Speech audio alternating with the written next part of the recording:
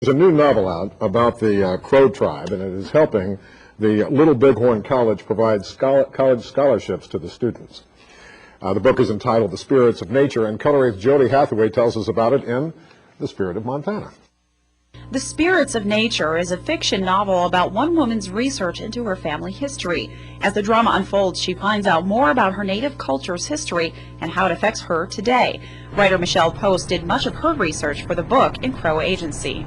So I looked into a lot more of their culture, and I really became more interested in what they actually stood for and the things that they believed in. Post is donating half of the proceeds from the book to Little Bighorn College in Crow Agency. The money is being used for scholarships. Students that come here tend to struggle financially. They still have to provide for themselves, and any time that they can have a little extra funds, keeping them in class is a big area, and finances helps them to do that.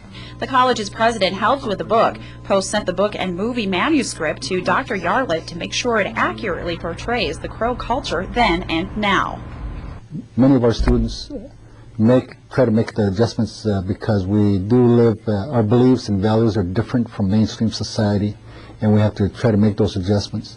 So some of that is portrayed in the book itself. Post says she's happy to donate to the tribe that holds a special place in her heart.